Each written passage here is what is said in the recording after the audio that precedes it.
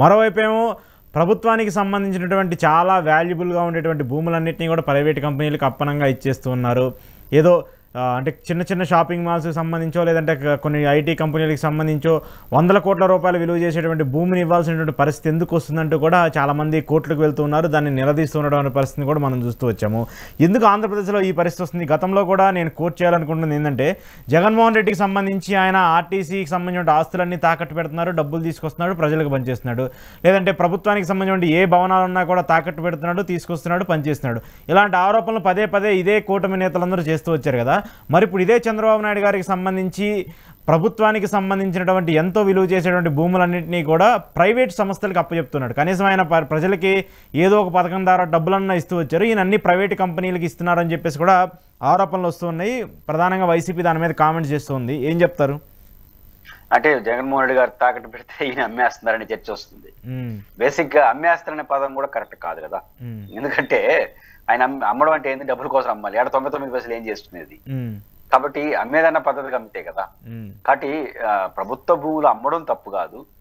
పారిశ్రామిక ప్రోత్సాహానికి పరిశ్రమలకు తక్కువ ధరకు డబ్బులు భూములు ఇవ్వడం తప్పు కాదు. దానికి ఒక పద్ధతి ఉండాలి.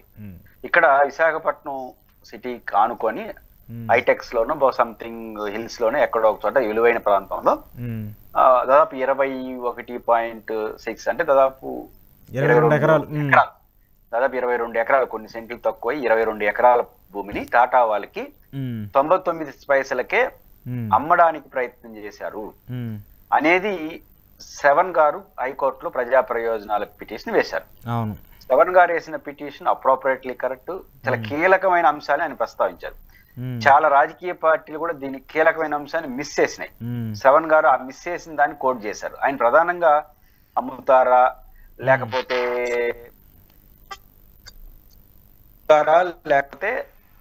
మన లీజుకి ఇస్తారా ఏంటనేది అప్ టు యూ. బట్ దానికి ఒక విధానం ఉండాలి, ఒక పద్ధతి ఉండాలి, పారదర్శకత ఉండాలనే ఒక హేతుబద్ధమైన డిబేట్ రావడానికి శ్రవణ్ కుమార్ గారు కారణం. వారు మాజీ న్యాయమూర్తి కూడా కాబట్టి లీగల్ పొజిషన్ తెలిసిన వ్యక్తి అన్నారు. వాళ్ళు లేవనెత్తిన అంశాలు మనం పరిశీలిస్తే ప్రభుత్వం చాలా వాటికి సమాధానం చెప్పాల్సి వస్తుంది. ఇక్కడ నేను మొదటే చెప్పాను, మీరు అమ్ముతారా, లీజుకి ఇస్తారా, లేదా ప్రోత్సాహాల భాగంగా ఇస్తారా, లేదా ప్రజల అవసరాల కోసం ప్రభుత్వ భూమిని కొంత అమ్ముతారా అనేది ప్రభుత్వ పాలసీ డెసిషన్. అట్లా వివేదించ సమర్థించవచ్చు. ఇక్కడ శ్రవణ్ కుమార్ గారు లేవనెత్తిన అంశం, నేను సమర్థిస్తున్న అంశం ఏంటంటే దేనికైనా ఒక విధానం ఉండాలి, ఆ విధానానికి లోబడి ఉండాలి, రాష్ట్ర ప్రయోజనాలకి ప్రయోజనకరంగా ఉండాలి.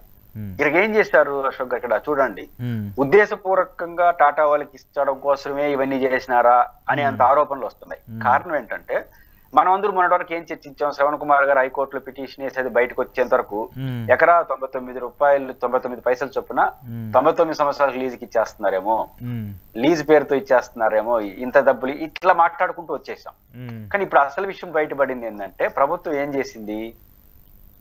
చేసిందంటే బహుశా VMDH Visakhapatnam greater development authority corporation ప్రభుత్వాలకు సంబంధించిన భూమిని ఫస్ట్ ఏం చేసిందంటే ఏపీఐఏసీకి బదలాయించింది, జియో ఇచ్చి ఏపీఐఏసీకి బదలాయించి ఏపీఐఏసీ నుంచి టాటా వాళ్ళకి భూములు ఇస్తారు. అంటే ఇక్కడ ఎందుకు ఈ లైన్ తీసుకున్నారు? ఇప్పుడు మున్సిపాలిటీ భూమిలో ఏవో ఇవ్వాలంటే లీజు తప్ప అమ్మడానికి వేయాలంటే దానికి వేరే పద్ధతులు ఉన్నాయి. కాబట్టి అక్కడ ఇబ్బంది వస్తుందని నేరుగా ఏపీఐసీ, అంటే పరిశ్రమలు ప్రోత్సహించే పని కదా ఏపీఐసీది. కాబట్టి ఆ భూమిని తీసుకొచ్చి ఫస్ట్ ఏపీఐసీకి ఇచ్చి ఏపీఐసీ నుంచి టాటాకు ఆఫర్ చేశారు. అంటే విత్ ఇన్ 13 నెలల్లో ఇంత ప్రయత్నం చేస్తారు. అంటే ఇక్కడ ఉద్దేశం టాటా వాళ్ళకి భూములు ఇవ్వాలి. ఇక్కడ శ్రవణ్ గారు ప్రస్తావించిన అంశం ఏంటంటే ఇది ఏపీఐఏసీ రూల్స్ కూడా విరుద్ధం. అది ఇక్కడ మెయిన్ పాయింట్. ఏపీఐఏసీ రూల్స్ ప్రకారం భూములను లీజుకి ఇవ్వచ్చు, లేదా ఉచితంగా కూడా ఇవ్వచ్చు, లేదంటే దాన్ని అమ్మేసి, లేదంటే ఇంత అమ్మడానికి లేదు, ఉచితంగా అంటే ప్రజలను ప్రోత్సహించుకోసం ఏమన్నా చేయొచ్చు. అయితే అక్కడ వీళ్ళు ఏం చేశారు, పైకి లీజ్ అని చర్చ వచ్చింది, కానీ డాక్యుమెంట్ లో ఆఫర్ అని పెట్టారు. మేము ఫలానా ప్లేస్ లో బహుశా 21 ఎకరాల 60 సెంట్లు సంథింగ్ 22 ఎకరాలు భూమిని టాటా వాళ్ళకి 99 పైసలు, మొత్తం భూమి 99 పైసలకే. ఒక ఎకరా సంవత్సరానికి కూడా కాదు, పైసలు కూడా మొత్తం ఎకరా 99 పైసలు సంవత్సరానికి ఇట్లా మాట్లాడుకున్నాం మనం. అది కూడా కాదు. శ్రవణ్ కుమార్ గారు ప్రస్తావించిన అంశం ప్రకారం, ఆ జీవోలో ఉన్నది వారు ప్రస్తావించిన, కోర్టులో ప్రస్తావించిన అంశం ప్రకారం మొత్తం 99 పైసలన్నీ 22 ఎకరాలకి దాదాపు ఆఫర్ ఇస్తున్నాం అన్నారు. అమ్ముతున్నామని చెప్పలేదు, లీజుకి ఇస్తున్నామని చెప్పలేదు. ఆఫర్ అంటే అర్థం ఏమిటి? 99 పైసలకు 22 ఎకరాలను ఆఫర్ ఇస్తున్నామంటే ఆఫర్ అంటే ఏంటి? ఆఫర్ ఇస్తున్నాం 99 కొనుక్కోండి అని చెప్పడం. దీన్ని యాక్సెప్ట్ చేసేస్తే 99 పైసలకు 22 ఎకరాలు రిజిస్టర్ అయిపోతుంది. అంటే 22 ఎకరాల భూమి ఆయన లెక్క ప్రకారం 500 కోట్లు ఉంటుందట. పబ్లిక్ మార్కెట్ రిజిస్ట్రేషన్ వాల్యూ ప్రకారం 120 కోట్లు ఉంటాయి అంటున్నారు. అంటే 120 కోట్ల రూపాయలు విలువ చేసే రిజిస్టర్ వాల్యూ, 500 కోట్ల రూపాయలు చేసే పబ్లిక్ వాల్యూ ఉన్నటువంటి ఒక సైట్ ని 99 పైసలకు టాటా వాళ్ళకి ఇస్తారు. తమిళ ఊరికే ఇవ్వచ్చు కదా, ఈ 99 పైసలు వాళ్ళు ఇవ్వడేందుకు మనం తీసుకోవడం. కాబట్టి దీన్ని ఏపీఐసి పేరుతో చేస్తున్నారు. ఆఫర్ అనే పదం వాడరు, లీజ్ అని వాడరు, సేల్ అని వాడరు. కానీ ఆఫర్ అనేది లీగల్ పొజిషన్ లో, అది పొజిషన్ లోకి వస్తే అది సేల్ గా మారిపోతుంది, అంటే అమ్మకం. ఇక్కడ ఏపీఐసి రూల్స్ ని ఎక్కడ వైలేట్ చేశారంటే, ఏపీఐసి జగన్మోహన్ రెడ్డి గారు, ఇక్కడ జగన్మోహన్ రెడ్డి గారి మీద ఒక అపవాదు ఉంది. ఇది వైసీపీ వాళ్ళు చెప్పుకోవడంలో చేతగాంతనం. ఏపీఐసి చైర్పర్సన్ గా రోజా గారు ఉన్నప్పుడు, లేదా ఆ తర్వాత జగన్ గారి ప్రభుత్వంలో ఒక కేబినెట్ లో ఒక తీవ్రమైన నిర్ణయం తీసుకున్నారు. అదేంటంటే ఏపీఐఏ అది 27 వరకు ఉంటుంది, వచ్చే 27 సంవత్సరం వరకు ఆ రూల్ ఉంటుంది, లేదా రూల్ అమెండ్ చేయాలి. ఏం చెప్పారంటే, ఏ ప్రైవేట్ సంస్థకైనా లీజుకి ఇవ్వచ్చు, లేదా లీజే ప్రధానంగా లీజుకి ఇవ్వాలని ఎట్లా ఇవ్వచ్చు, ఉచితం కూడా ఇవ్వచ్చు, ఎంతకి ఇస్తారనేది వేరే సంగతి. అయితే ఒక కండిషన్ ఉంటుంది. ఏదైనా ఒక కంపెనీకి 10 సంవత్సరాల పాటు లేదా 20 సంవత్సరాల పాటు 30 సంవత్సరాల పాటు లీజు పీరియడ్ ఉంటుంది. ఈ 10 సంవత్సరాలు అశోక్ గారికి, టాటా వాళ్ళకి ఒక 10 ఎకరాలు ఇస్తుంది ఏపీఐసి. ఇచ్చిన తర్వాత ఆ ఇచ్చినటువంటి ఆ భూమిలో ఒక కండిషన్ పెడతారు. ఏంటి ఆ కండిషన్? నేను ఈ 10 ఎకరాల స్థలంలో ఒక 2000 కోట్ల రూపాయలు పెట్టుబడులు మరియు రాబోయే 5 ఏళ్ల కాలంలో ఒక 10,000 మందికి ఎంప్లాయ్మెంట్ ఇస్తాము అని వాళ్ళు అగ్రిమెంట్ ఇస్తే మనం ఉచితంగా కూడా ఇస్తాం. ఏపీఐసి లక్ష్యం ఏంటి? 1000 కోట్ల పెట్టుబడులు వస్తాయి, 10,000 మందికి ఉద్యోగాలు వస్తాయి. అదే కదా ప్రభుత్వ లక్ష్యం.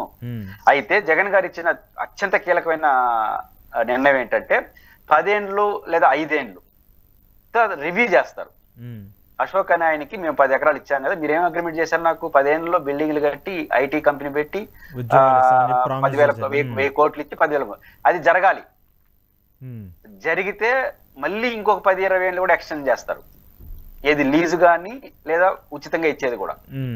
కానీ పొరపాటు ఈయన పనే ప్రారంభించలేదు అనుకో, తిరిగి ఆ భూములు తీసుకునేస్తారు. ఆ షరతు అక్కడ ఉంది, అది 27 సంవత్సరం వరకు ఉంటుంది. కానీ ఈ షరతు పెట్టినా కూడా దాన్ని ఉల్లంఘించి ఏకంగా ఆఫర్ అని ఇచ్చేసినారు. వన్స్ ఆఫర్ నీకు ఇచ్చేసిన తర్వాత నీతో నాకు పనే ఉంది. ఆఫర్ అంటే ఒకసారి మీరు నా భూమి కొన్న తర్వాత మళ్ళీ మీతో నాకు పనే ఉంది. రెండోది వీళ్ళు ఏం చేస్తారు, ప్రైవేట్ కంపెనీలు సింపుల్ గా ఆఫర్ తీసుకొని సేల్ డీడ్ చేసేసారు అనుకో, నేరుగా బ్యాంకులో తనఖా పెడతారు. పబ్లిక్ మార్కెట్ 500 కోట్లు ఉంది కదా, దాంట్లో 80% లోన్ తీసుకునేస్తారు. ఒక 500 కోట్లు అనుకోండి, 80% అంటే 400 కోట్లు. 400 కోట్లు తీసుకుని లోన్ పెట్టి చేస్తారు. ఇంక ఏం ప్రోత్సహించినట్టు? ఎక్కడి నుంచి డబ్బు వచ్చేట్టు? ఇప్పుడు అదే ప్రభుత్వం చేయకూడదు. 400 కోట్లు మన బ్యాంకులే కదా ఇచ్చేది. అంటే బ్యాంక్ తీసుకొస్తారు. ఒకవేళ పొరపాటు టాటా వాళ్ళ మీద నాకు అపనమ్మకం లేదు, కానీ ఇది ప్రాక్టీస్ గా మారిపోయి రేపు 400 కోట్లు తీసుకెళ్లి బ్యాంకులో తనఖా పెడతారు. ఈ 22 ఎకరాలు వాళ్ళు ఎగ్గొట్టారు అనుకోండి, తలపు కాదు, ప్రభుత్వంకి ఏం పని లేదు. ఎప్పుడైతే తనఖా పెడతారో సేల్ డీడ్ రాసేసినారు కదా, నేరుగా వచ్చి ఆ భూములు బ్యాంక్ కూడా అమ్ముకునేస్తారు. బ్యాంకుకు పోయిందేం లేదు. ఇతని నోటీసులు ఇచ్చి పారిశ్రామికతను లాక్కోవడానికి సంవత్సరాలు పడుతుంది. మనం ఎట్లా జరుగుతుందో చూస్తాం. అంటే ఏం సాధించినట్టు దీంట్లో?